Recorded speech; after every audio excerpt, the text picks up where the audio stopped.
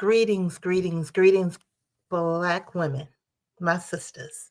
So, this video is for Black women who have just been carrying so much, whether it's their own or our own healing journey and what that means, or if it's just navigating through the trauma of this last month, of these last few years, or even a lifetime.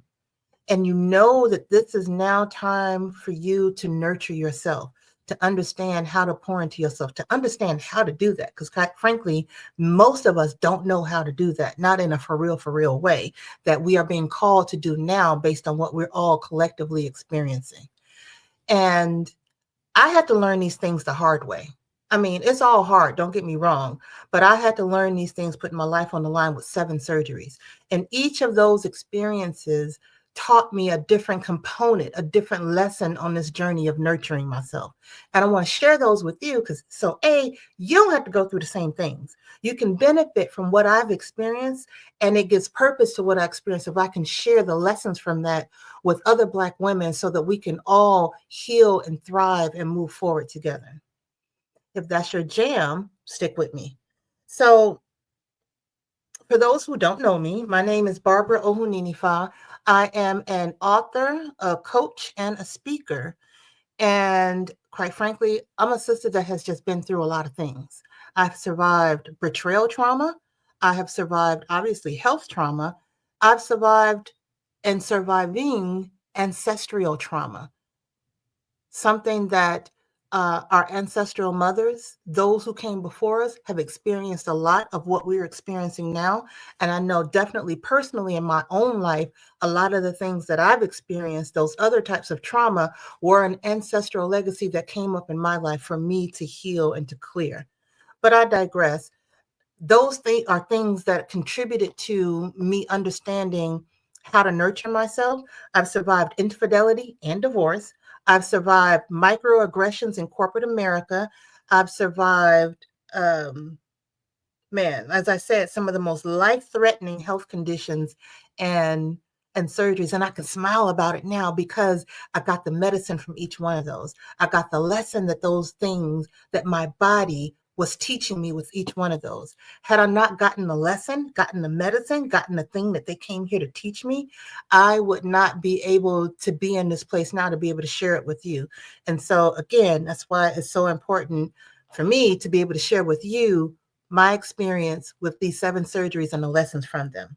Now, before we dive in, don't forget to like this video, subscribe, and ring the bell so that you always know when I release new content. I release meditations and other content to help us to ground ourselves and to regulate our nervous systems and to be able to move forward. And I don't want you to miss out on any of that because this channel is about helping Black women to recognize that we are beautiful, to remember that we are powerful, and to be the love that we're seeking externally. We are beautiful, we are powerful, we are love. We are the embodiment of those things. And everything I do is to help you to realize that, remember that, recognize that, embody that, and be unapologetic about it. So if that's your jam, ride with me on this. Subscribe, like, share, do all the things to make sure that you're in the loop as I continue to produce more content to help you on this journey. Good? Good. All right, I'm going to be looking down at my notes because, quite frankly, I am 53 years old. I am a perimenopausal auntie, so I don't be remembering all the things that I want to say, and I don't want to forget anything. So, not to mention all of the surgeries, sometimes the memory be like, what was I saying? I don't know if it's the perimenopause or the surgeries or just being in a traumatized experience in this world. But I digress. Let's keep it moving. So honestly, after these 7 surgeries, or actually since or through these 7 surgeries, I kind of feel like I might be bionic. I don't know if y'all remember that show, The Bionic Woman. I remember at one point in one of the scenarios when I was in the hospital, I really was like, I need to watch that show, Bionic Woman. It just came up. Somebody was talking about the $6 million man, and I'm like, nah, I want to understand what was up with the Bionic Woman. But again, I'm thankful to be here and I'm thankful to have survived all these things. But let's go ahead and get into it. And so let's start with, I won't say way back, but it feels way back now. In 2005 and 2007, those were the first two surgeries that I experienced, and they were um, keratoplasty. I'm trying to give you the technical name, and what they were cornea transplants. What that does not mean they changed my eyeballs, because trust me, when the doctor first told me that in the office that I needed to have that, I burst out crying. I'm just like, what are you going to do with my eye?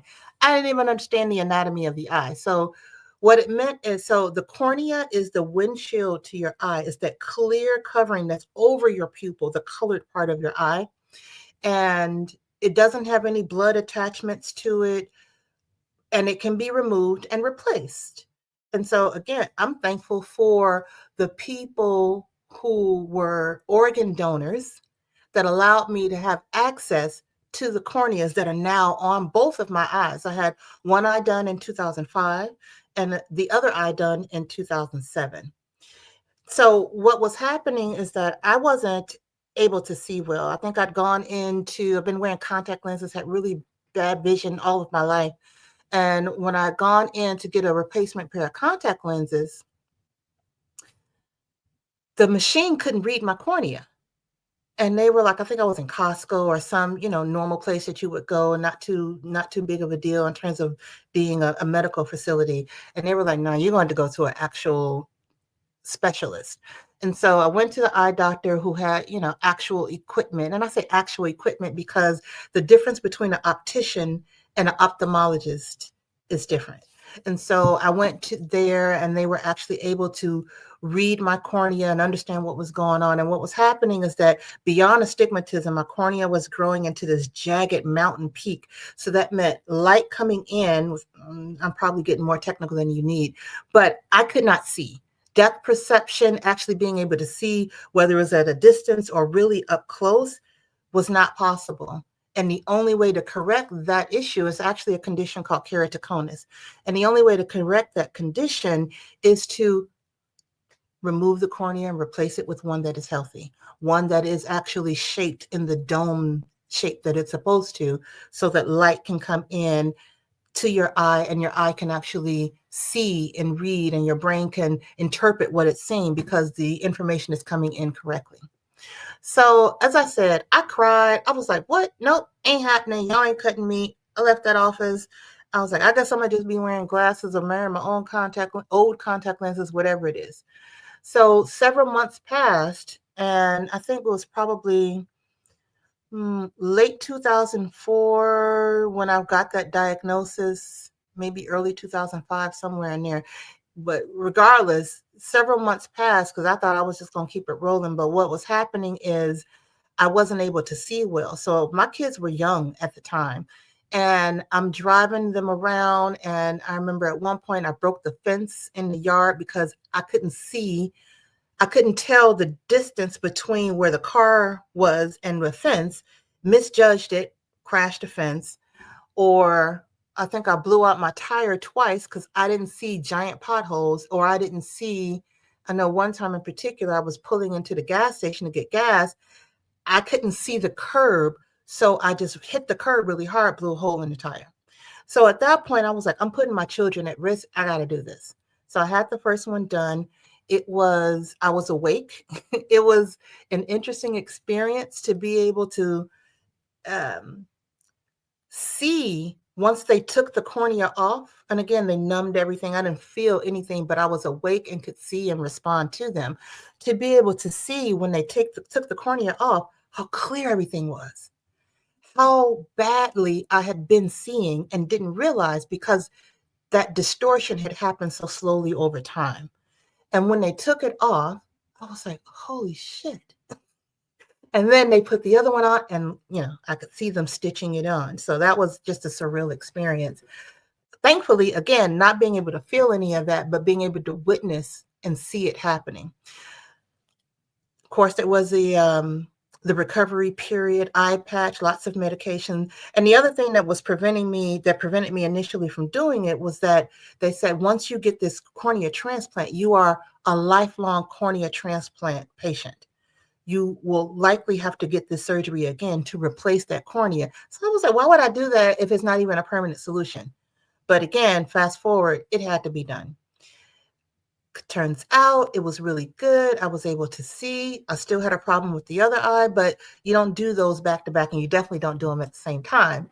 And so I got the next one done. I was in a different state, different doctor, in 2007. That was a much more difficult surgery. I was under anesthesia, so I wasn't awake for that. The recovery process was a lot longer. Um, but again, my eyesight improved dramatically. Now there were some complications that were happening with the first one, but we couldn't go back in and change that one until we had fixed the second one. And so with both of those surgeries and it being such an integral part of living, dealing with your senses of sight, the sense of sight, what you see, what you perceive. I mean, it's so incredibly important. And it wasn't that I couldn't see at all, but what I was seeing wasn't fully what was there. I was either not seeing curves or not having a depth perception. So my perception of the world was skewed because I was not able to bring in all of the light in the correct way so that my brain could translate and see what it was actually seeing. And so the lesson for that for me, and I wrote these down, is that the importance of perception and spiritual vision. How what you see, even if you have perfect 20/20 vision, may not actually be what's occurring. And you got to go deeper. I had to go deeper and use my spiritual eye to see fully, or at least to see better in my case. And so that was an important lesson. Now, I'm not going to front like, oh, I got that lesson immediately. I was good.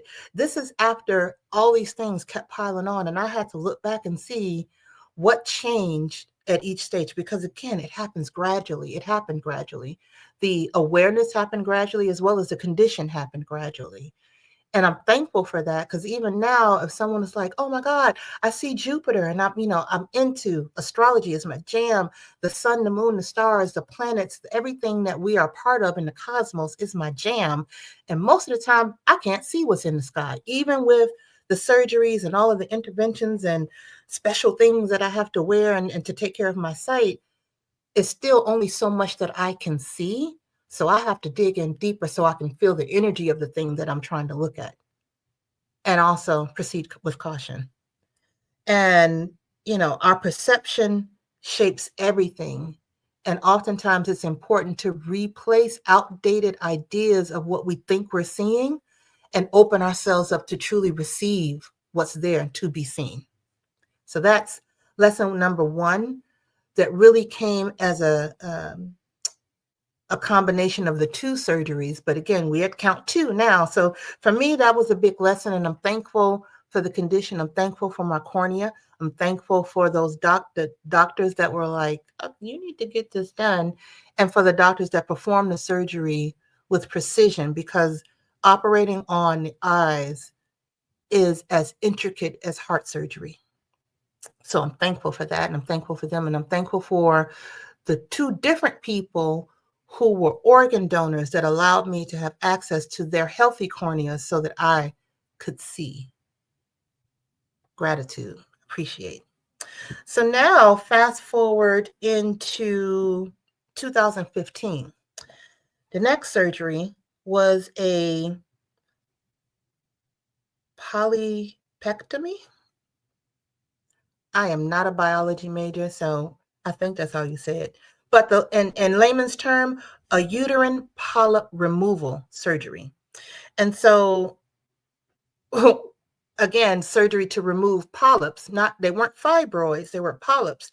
In the same realm of things, there's obviously a medical difference for them and a composition difference of them, but things in my uterus that weren't supposed to be in my uterus, that grew in my uterus from the inside. And so they had to be removed. And so what happened was, I think one day I just remember standing. I don't remember what I was doing. I was married at the time, which, contributes to probably most of this, a lot of this, but I was there and I think I was talking to my husband at the time, but all of a sudden I felt a pop in my abdomen, in the uterine area. And it brought me to the floor. I was like, what the heck is going on? What's happening? And then, it wasn't super painful, but I could feel it. And then it kind of subsided. And I was like, all right, I gotta go to the doctor. So I made the appointment, went to the gynecologist, and they did their ultrasound, did their exam, and they were like, okay, what you felt was a normal ovarian cyst, because as women, we get cysts on our ovaries all the time and they resolve themselves. But that one was a big one that alerted me and caused me to go to the doctor. By the time I went to the doctor, the cyst was no longer there and it was all good. But because I was there and she was doing the ultrasound to understand what it was I felt, that's when she saw the polyps. I didn't feel them. And I would have continued to go about my life not knowing that they were there potentially until it became a critical issue. So because we found them, again, I'll give thanks to this body. I'll give thanks to that womb wisdom for doing something to get my attention. You cannot tell me that that was just coincidence. That was my body getting my attention to take care of something. It was really trying to get my attention to take care of something even more than the medical issue, but I digress.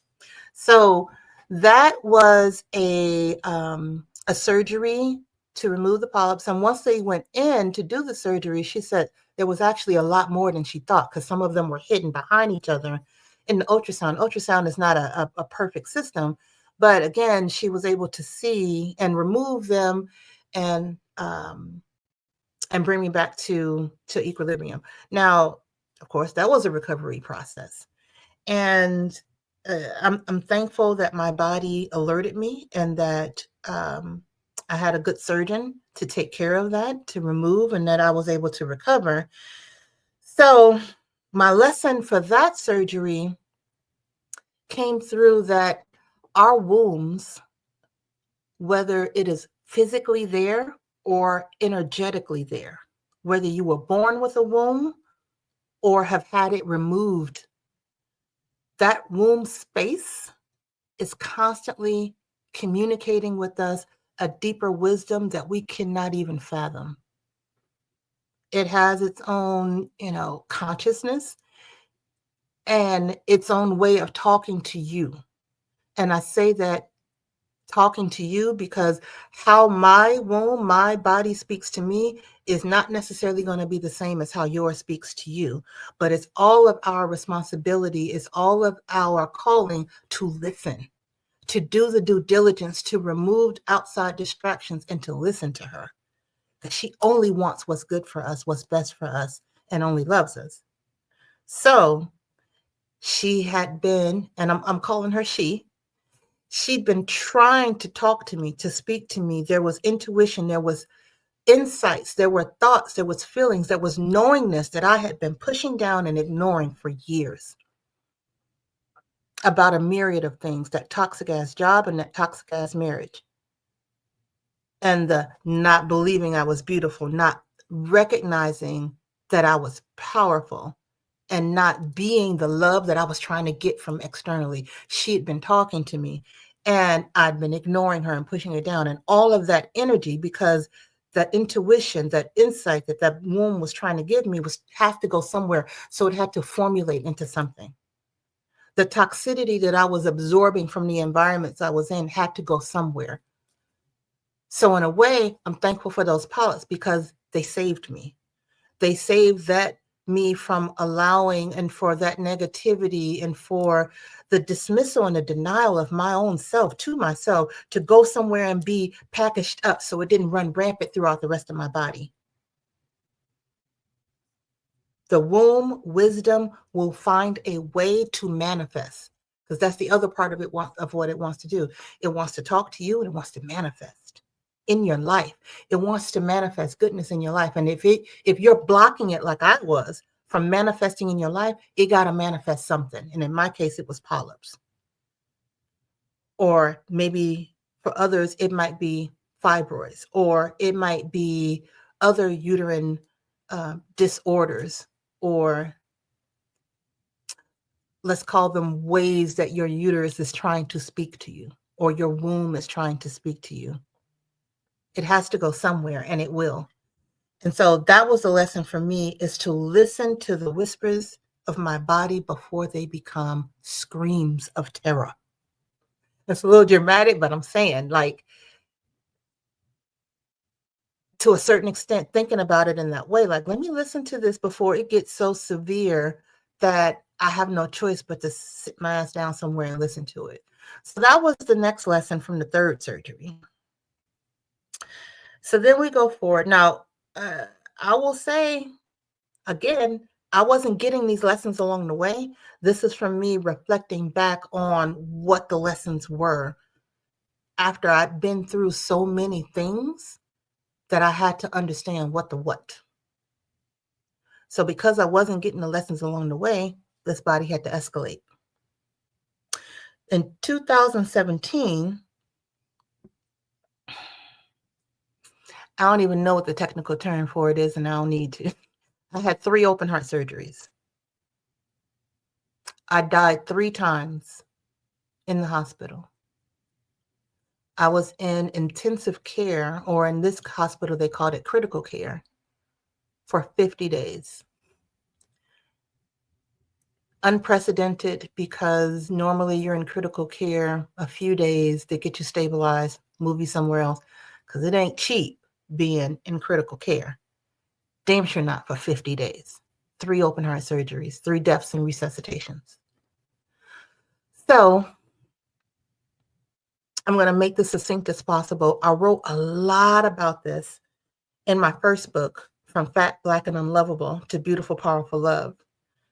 So I won't go into super detail, but it's part of the story. It's a huge part of the story, because this is 1, 2, 3. This is 3 of the 7 surgeries I'm talking about. And they came to give me big lessons. They came to shift the trajectory of my life.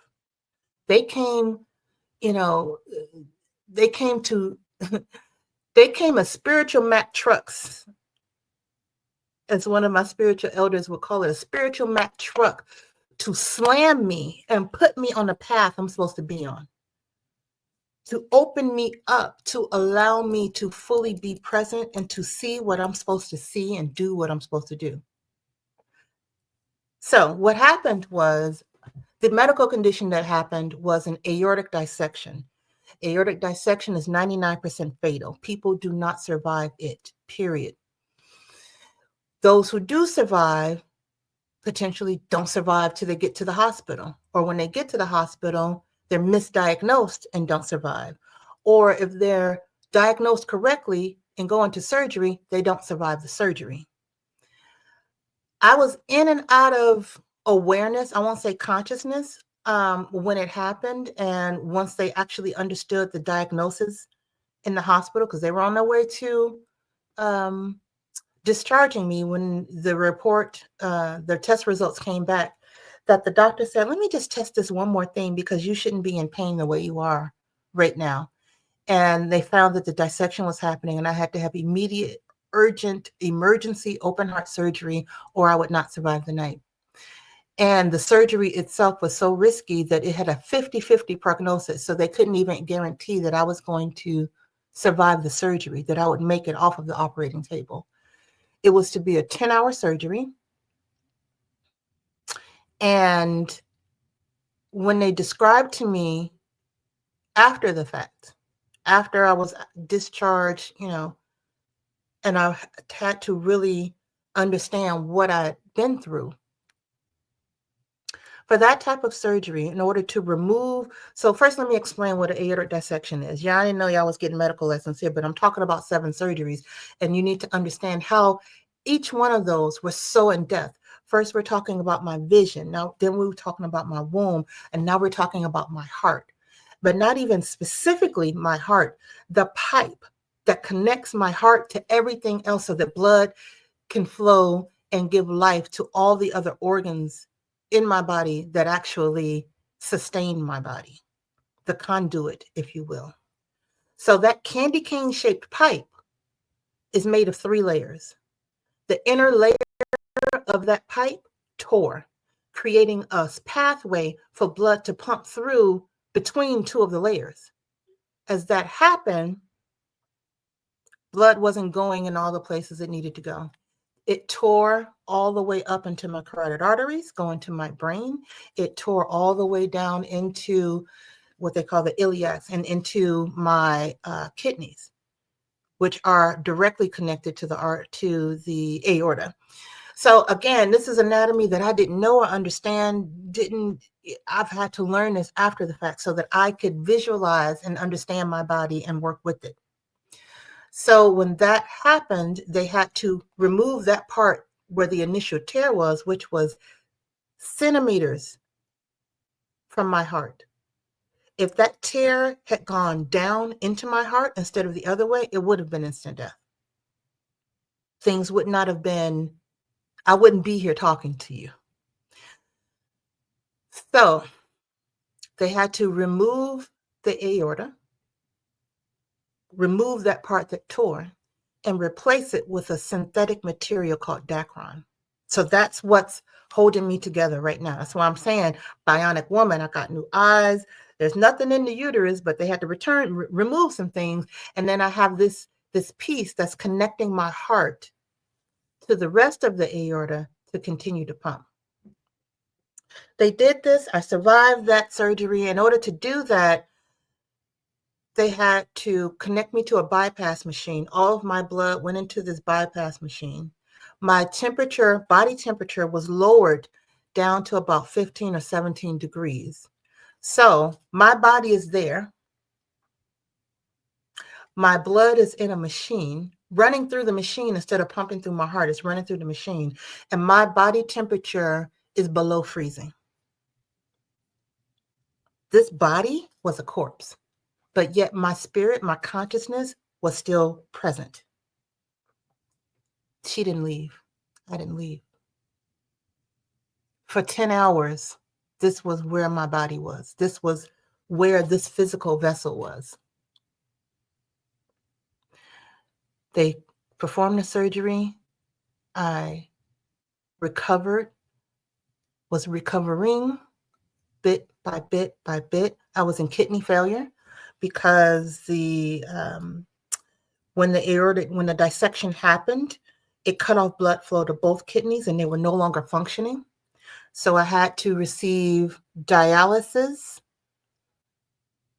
because the kidneys serve a major function. If the kidneys don't work, you also don't live. And so that was another part of what needed to happen and all the things being monitored. I had chest x-rays several, once a day, blood draws, like the things that had to happen to keep me alive as I recovered. It's just unfathomable. And the thoughts and ideas and we could say hallucinations, the things that were happening to me internally, unfathomable. And so again, recovery, and I'll kind of fast forward this a little bit because this is it can be a lot. At 3 different points, my heart stopped. One of them, the first time that it happened, I was almost about to get discharged. I was doing well. I was able to walk around. And then all of a sudden, I'm on the phone with, again, my husband at the time, and one of his friends. He was at home, and I was talking to them. And then I walked back into my room, my hospital room, and I went to the bathroom. And they said all they heard was the phone hit the floor and silence. So what happened was my heart had stopped suddenly. And because I was in the bathroom, my body hit the wall and slid down. When it hit the wall and slid down, my body weight pulled the cord to call the nurses in for assistance. So they came running in, and my husband could hear on the phone, code blue, did she break her neck? Where's all the blood coming from? All of the blood was because I fell, I was dead. So dead weight, I bit my tongue. So there was just blood pouring out. They were doing CPR, took about 20 so minutes. They were about to pronounce me dead, and I came back or was sent back. I always say I don't really know which direction it was. Did I come back or was I sent back or a combination of both? Doesn't matter. I came back in. Heart started beating again. Stabilized me.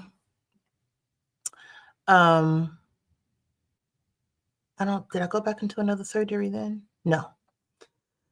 So recovery process started again. Then a bit later, I'm in the hospital bed, middle of the night. Nurse comes in because they come in every 1 to 2 hours when you're in intensive care, at least that amount. And something must have looked off. He asked me if I was okay. And I'm reading this in my chart. I don't remember this part of it per se. I don't know, but I'm reading it in my chart. And apparently I said, no, I feel awful. My body went stiff and I collapsed. I was gone, flatline. Code blue, they come in, resuscitation, call my husband for him to get there. I think at this point, it was middle of the night, so he had to bring my son, who was just, I think maybe 12 at the time. Lots of things happened with that. In terms of him, my son said he could see my spirit. He visualized my spirit leaving, and he kind of pulled me down to put me back in my body. So I'm thankful for him. I'm thankful for all the doctors and nurses. So anyway, that's when they put me back. They went back, and once they got me stabilized, took about 20 something, almost 30 minutes again. Heartbeat came back. I came back. They went back into surgery to understand what was happening. Why did my heart keep stopping? Why did I keep going? And found a blood clot, removed that, sealed me back up, back to recovery, starting over. At this point, now I know what's been happening, because before I didn't know that I died 2 times. And I'm recovering, and it is, it's a lot. It's traumatic. And I'll just fast forward to the last time that it happened. I knew it was happening. I said, the surgeon had just left the room because he does his rounds. And I said, come, somebody need to call somebody. It's happening again. So they had to get me back to the bed. They could see the heart was just slowing down. And as they were doing that, my husband said he could see my spirit leaving. I could feel myself leaving. And I could feel myself saying, I don't want to go. So I fought, but it was strong. And I just remember, lights out. With all of the doctors and the specialists this time, as it was happening, they were working to try to stabilize me. I mean, they were before, but this was in a different way, because all of the doctors who actually did the surgery were there versus having to get called in and brought in, because this happened during the daytime, this third time. So again, third time, they were about to pronounce me dead. Came back. Went back into surgery because they couldn't understand, again, what was happening. They couldn't understand why I kept going and how I kept coming back. So this time, the surgery was pretty much exploratory, trying to understand there was a fluid around my heart in the pericardium, if I'm saying that correctly, the sac that's around your heart. It's not just free floating in there, it's in the sac. Trying to understand where it came from, why it was there, what was happening. Did I have a bleeding disorder? I brought in specialists, could not find anything. This time when I woke up, and I mentioned this in my book, I felt like a science experiment. I was connected to so many wires and so many tubes, draining blood from here, draining fluid from here, not draining blood, draining fluid, feeding me, catheter, like all of these systems that had to be, my body systems that had to be supported externally, and there was tubes and wires to do all of that. Not to mention I was still intubated, so I could not talk because I had a tube down my throat in order to ensure that I was breathing. Because, oh, by the way, with all of the open heart surgeries, my lungs were collapsed. There was fluid, because I remember them having to put a needle in and withdraw some. There was all kinds of things happening. Every system in this body was fighting to stay present, but was under attack. I'll just say that. So she comes out, she survives, she's a science experiment. And bit by bit, slowly but surely, they start to remove all of the wires and the tubes and all the things. And I don't know if it was at this point during this stint of the recovery. No, it happened earlier, where the nurses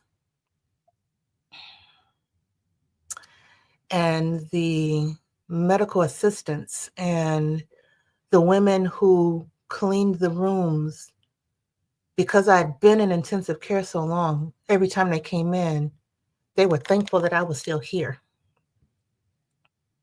And they would tell me,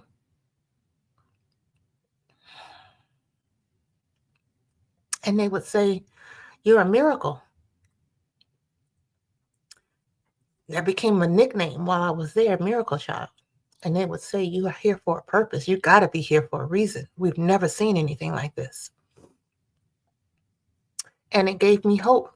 It helped me to understand, wow, I must be here for a reason. Even though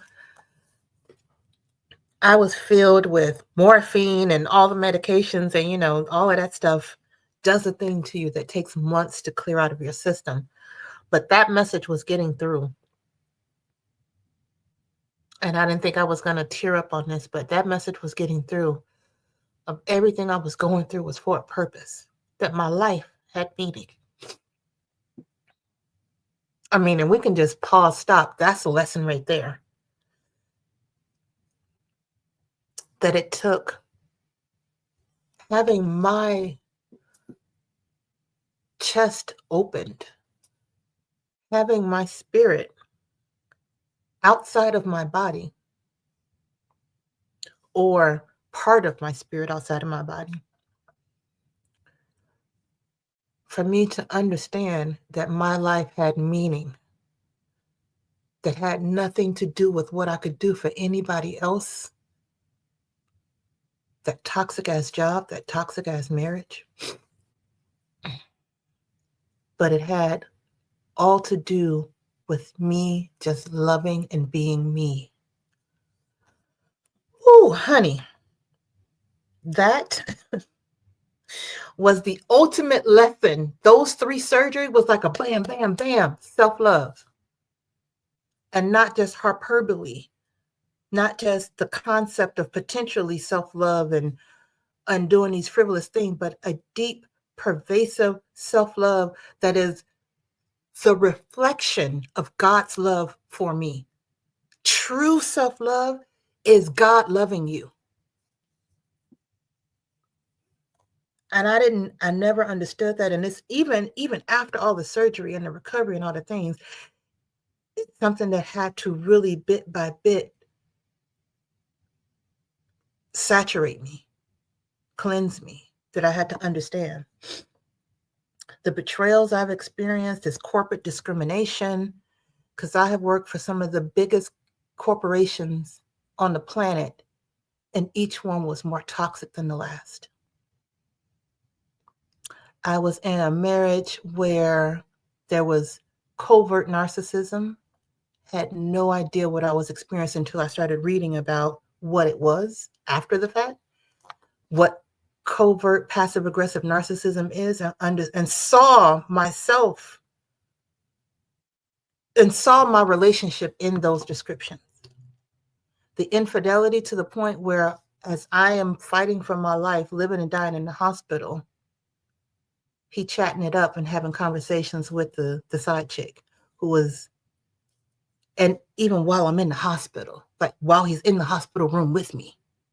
These are the things that my body, my heart, my soul was responding to. And let's fast rewind. When the aortic dissection hit, it was immediately within 10 minutes after having a marital counseling session to deal with his infidelity that I found out about, which in and of itself shattered my world at the time, but I was still trying to work it out. So it was kind of like my body My own spirit was like, oh, we ain't working this shit the fuck out. We about to, there's some things you need to see. But again, after all of that, it still took time for that to sink in. How to love myself so unconditionally, so fiercely that I was willing to take a chance and walk away. Those 3 surgeries, that infidelity, all wrapped up and intertwined together. So this all happened in 2007. 2017, I found out about the infidelity. Found out about the infidelity with this particular person, but also found out that this ain't the first time. And I was completely unaware all the other times. So again, my perception, my eyes, my womb, all of my body had been trying to tell me things that I was not hearing. So these 3 surgeries put me in a position, and I really dug into and was writing that first book, From Fat, Black, and Unlovable to Beautiful, Powerful Love. And once I got out of the hospital and was going through the recovery, climbing back and understanding, oh, this is more lifelong stuff I have to deal with. It wasn't just, oh, they fixed this issue and now I'm good. I have to monitor this for the rest of my life. I have to pay attention, and it's transformed my body from the inside out, and I have to be aware of it and rock with that for the rest of my life. I have to make changes to buy years on my life, because just the surgery alone, the condition alone, shortens my lifespan. That sounds scary as fuck, but you know what? It is what it is. And we're here, and I'm thankful for it. I'm thankful that I'm here. And so this all happened in 2017. I was released from the hospital in December 2017. So 2018 is when I really started digging in to complete and write that first book. I started having events later on in 2018 at the 1-year aortiversary. That's for those of us, this little crew of folks who have survived an aortiversary. That's what we call it, an aortiversary, who have survived an aortic dissection. So I had a series of events to announce the book and really to celebrate life. This was in Seattle, Washington, where I was living at the time. And then in March of 2019, I published this first book.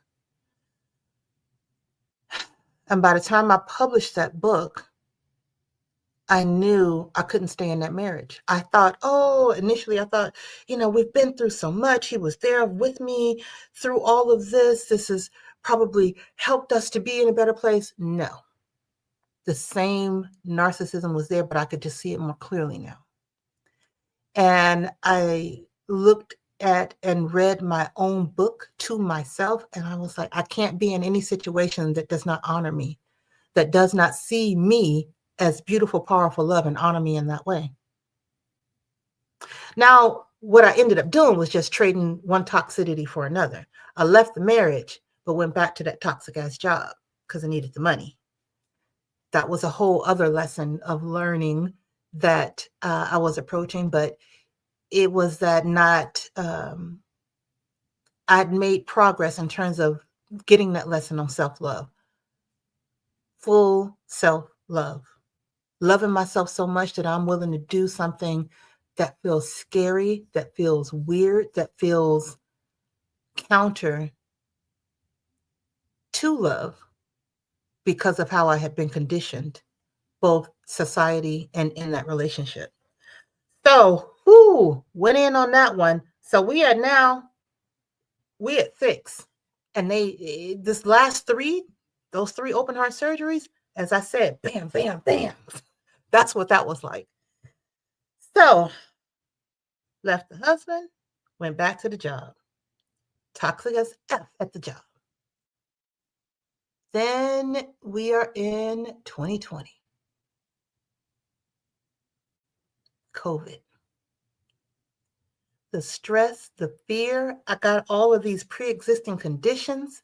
You got people not wanting to mask up, not wanting to really care about each other. It was a terrifying time. Me and my kids, who are now older, just going through it, but we got each other. We supporting each other.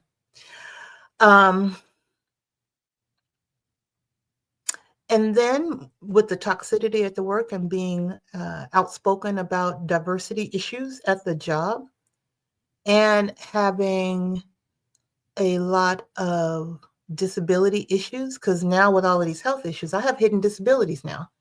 People are often shocked that I've been through the things that I've been through, but the reality is my body is always working overtime to maintain itself, to work around all of the surgeries, all the scar tissue, all of the redirection of blood vessels and arteries, all of the things that I've had to that my body has to navigate internally in order to function. And oh yeah, by the way, in all this time, so after the open heart surgeries and when I finally was released, I was no longer in kidney failure. One of the kidneys came back online and was like, I'm about to do the work for both of us. The other kidney was like, not, it was atrophied. It wasn't really working. It wasn't really doing much. So I had the one kidney working well. We could roll on that. So still, that's chronic kidney disease. So we move forward. We're in COVID. The job, that ends. We can have some conversation about that, the toxicity of that place, the evilness. We can have conversation about that. And during one of my routine diagnostic checkups on my aorta, which we have to look at the entire span of it, they saw a mass in my adrenal gland. Had to go through a bunch of testing so that they could understand what it was that they were seeing. And it turns out it was a rare tumor called a pheochromocytoma, which is a rare tumor that emits massive amount of stress hormones, adrenaline, the kind of hormones that you need to fight or flight, those kind of hormones that come in extreme times of stress in order for you to survive. That tumor was releasing that into that level of hormone into my bloodstream consistently without any external threat. When we did the testing to understand just how bad it was, your adrenal levels should be between 400 or 500, whatever the measurement unit of measurement is. I can't remember it off the top of my head, but I do remember that mine were in the 4,000 to 5,000. So I was ready to fight dinosaurs and aliens, y'all, internally, physically. Blood vessels getting shredded, body on constant, vigilant, heightened alert. So this had to be removed. It was contributing to a lot of things. May have contributed to times in the hospital when they couldn't understand what was happening. It wasn't a full tumor then, so they couldn't see it, but there was probably some dysfunction in that adrenal gland even then. Now, the question is, chicken or egg? Did the adrenal, that tumor form to contain the high levels of stress and anxiety from both toxic workplace, toxic marriage, and a global pandemic, or vice versa? Well, my tumor didn't cause the global pandemic, but you get what I mean. Like, which was responding to which, or is a combination of both? But long story short, we had to look at the kidney that adrenal gland is attached to, because the anatomy is the adrenal gland sits right on top of the kidney. And so they needed to understand, and it was the same kidney that was atrophied. So they wanted to understand exactly how much is that kidney performing? What is it actually doing? Can we just take it all out? And it turns out it wasn't doing anything. It was actually making the work for the other kidney harder. So had to have that surgery. But to prepare for that surgery, I had to get my blood pressure so low that I was almost sedated for about 2 weeks before the surgery. Because what would happen is, as they went in to remove that tumor, to remove that adrenal gland and kidney, the tumor would respond like a beehive and elevate everything and put me into cardiac arrest on the operating table. So they needed to make sure that it was subdued as much as possible before I even got there. So there was all of that. And at the same time, I'm trying not to stress out. I'm trying to just navigate this thing. I'm trying to just be. So it needed to be removed. So went through that surgery. This was 2022. Did I quote the time yet? 2022. So kidney removal and adrenal gland removal. Those both have technical names. I'm not trying to say them. Look them up. So, what was this about for me? This was about releasing anger. This was about releasing fear. I was so angry, and it still is taking some time to release the anger at all of the betrayal that I had experienced, both in marriage and in places. I had to release that anger because it was accumulating and it was impacting me. I had to remind myself, I had to learn that I am safe, regardless, that I am safe. I don't have to be in a fearful, stressed mode in order to be safe. I can be calm. I can be grounded and claim my safety, claim my well-being, because it does not belong to anyone else. My wellness, my value, my who I am, my worthiness is not tied to anything. It just is.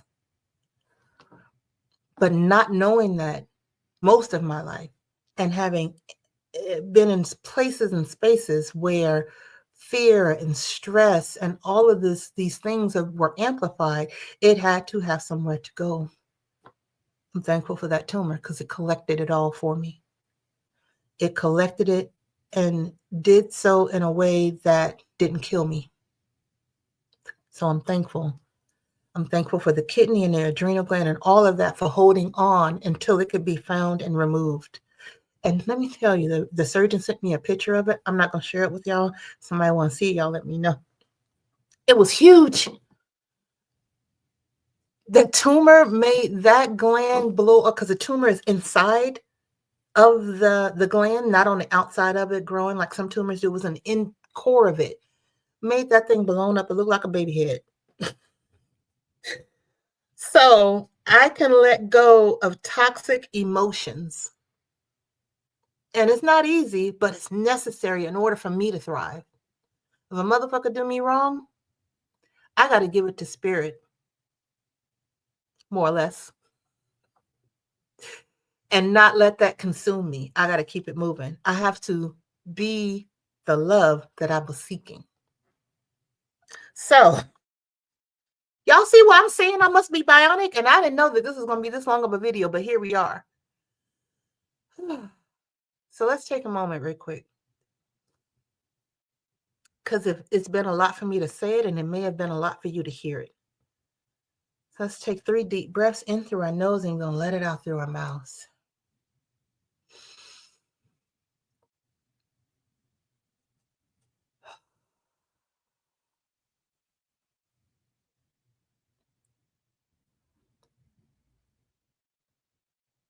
Number 2.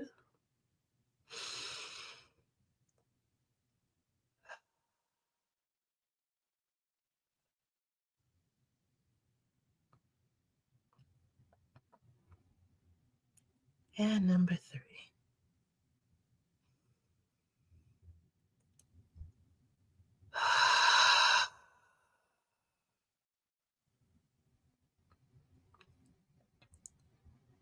Yes, yes, yes. So, hunty. So, the long story short is things happen. Your body is constantly trying to communicate with you, but unless you slow down to hear it and respond to it with love and kindness, it's going to get louder and louder. And right now, with this shit show going on in the United States, it is imperative that you tune inward. It is imperative that you listen to your body. It is imperative that you nurture yourself. Those 7 surgeries, each had their own lesson, but collectively, what they were telling me is that I have to come first. I have to nurture myself, and whatever that means for me, and what it means for me this year, this month may not be the same that it means next year, next month. I have to flow and understand and be in constant communication with my body, with my spirit, so that I can give it what it needs. And the same for you. With all of this noise, all of these things, all of these very real things happening. Don't get me wrong, it's real shit happening. But what's even more real than all of that is you. What's happening inside this universe of your body, the United States of your cells, the United States of your organs, the United States of the energetic bodies that make up who are you. That's what's most important. And you are the queen goddess of that entire domain. That's where your focus is. So I've created resources. I'm not even going to go too far in detail of it, but I just want you to know about it. There are meditation videos and other videos where I'm going to be sharing more about what and why nurturing is important, why our sensuality is important, why we have to lean into transformation, all these things that I go into detail about in my newest book, Remember Who the Fuck You Are, Journal and Activity Book for Black Women. I created that, pouring all of this into that. The first book was pouring in what I learned going through those 3 surgeries, the 3 open heart surgeries. With this activity book, it takes into account, or I've taken into account, the wisdom that I've gained through all of it. And it's only going to continue. I have more works to come. But in this activity book, I wanted a tangible way, because here's the deal. I forget. My body been through the things and I forget the lessons. I had to have a tangible way where I can do things bit by bit that weren't always so heavy, so that I would remember who the fuck I am, so that I can remember the greatness that lies within my DNA, that lies within our DNA, to function, to maneuver, to navigate this world. I had to remember, and I had to have a way to tap in to make sure that I kept remembering. And for me, part of it was this book, where I go through these 7 themes, with the first one being that we're talking about mostly today is nurture yourself. You can't do a damn thing if you're not nurturing yourself, if you're not well, if you're not hydrated, if you're not resting, if you're not focused in on understanding what you need. Now, that doesn't mean neglect your children and, be self-centered. And I have to say that because that's the first thing people want to say. And it's the first argument that comes from the conditioned beliefs that we have about ourselves as Black women, that if I put myself first, somehow I'm being selfish.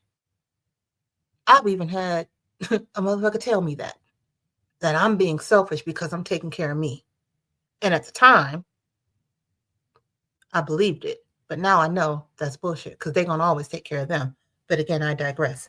So in this book, there's activities, there's things that you can do to get in touch with yourself. There's things that you can do to just de-stress and take your mind off of what's happening, whether it's coloring pages or a good word find where you can find words that's about nurturing or sensuality. Things that can help retrain your mind to look at things differently, to think about things differently, and to just release the trauma and to breathe. So between that book and all of the videos that you'll find here on YouTube, it's really like a self-paced mini course. Take advantage of it. Use these resources. Let the things that I've experienced help fuel you so that you can go further than I've gone. So that you can be grounded and solid and ready to think strategically about how to create the life you want, even in the midst of chaos. Because it doesn't even matter. They're going to do what they're going to do, but you can still be unbothered, drinking your tea or your wine or your water with a little splash of lemon and lime in it, planning and creating your life with your own plans for 2025. That's what I want for you. So remember who the fuck you are, activity book. There's a link in the description. There's videos here on YouTube that can support you, that you can take a pause for the cause and take care of yourself. And there's also other things coming. I won't talk so much about it here, but just stay tuned. That's why I wanted you to subscribe and ring the bell, because there's more to come, because this is our time. And I'm thankful for all of y'all. I'm thankful for every person who hears this, who watches this, who shares this, who clicks this, who likes this, who subscribes, because without you, there is no me. If you weren't here to hear what it is I have to say and share, I don't know if I would be here to say it. I didn't know we were going into a pandemic. I didn't know we were going into um, a full revealing of what the United States actually is and has always been. But seeing this all go down, I said, oh, this is why I survived. This is why I'm here. So I'm thankful for you. And I'm thankful that we're here. And I'm thankful that you've taken this time to rock with me on this video that was much longer than I thought it was going to be. And let me just check my notes, because like I said, this mind will forget. And as you can tell, I've already gone off on a tangent. So some things that you can start to do. Again, the meditation videos on this YouTube channel, and I've already released a couple of them. More are coming. I've recorded them. I just have to get them uploaded, because at the midst of while I'm doing all of this, I'm still taking care of me. I still have hidden disabilities. I still have to maintain my energy. So I got to pace myself. I want to do it all now, but Spirit has already told me, honey, you got to do things in the same way that you're telling people they need to do it. So we moving with ease and grace. We moving with ease and grace. So you can watch these videos, the meditation videos, take that time. I call them micro moments in the activity book, but the meditations that I've been creating, I've gotten into them, and they've been to have some affirmations with them as well. So they're really like extended micro moments. So if you have the activity book, those videos are going to be like 2 micro moments each, because they're a little longer than the 5 minutes. Because my approach is to take 5 minutes periodically throughout the day to just ground yourself so you don't stop hose out. The other thing that you can do is get the activity book if you don't have the activity book. You can even get my first book, because the activity book builds on the story that I tell there. Although that story did not end or complete, because I was still living and hadn't fully seen and understood all the things yet. But that's another thing that you can do. And like I said, when you combine the videos with the activity book, it's really a mini course, a self-paced mini course, and you can do your thing with that. And then step 3, if you want to go even further and have some more personalized support, I am available for one-on-one coaching. We can go in, and there's a unique approach that I do to that, and you can learn more about that in the link in my description to learn more about how that works. And we can schedule a one-on-one free call so you can understand more about what that program is, and I can understand more about you, and we can see if there's a fit, if this is relevant for you, if this is good for you, if this is what you need. So again, you can watch the videos for free. You can buy the book. It's on Amazon, $25, or you can buy it from my website for $18. And combine those two, make a mini course. And if you want to go deeper, I can be your personal one-on-one coach, and we can get into it and customize a plan for you. So with that, sweet sister, beautiful sister, I want you to know that you deserve all the love and all the care that you give to everybody else. You deserve it. To give it to yourself first, and to be receptive and receive it from all the places and spaces in the world. And to only be in places and spaces that receive you, that appreciate you, and that revere you. We're going to take this journey together, y'all. We are taking this journey together, one intentional step at a time, unbothered and hydrated and well rested. And again, I thank you. I thank you. I thank you. And until next time, take good care of you. Peace.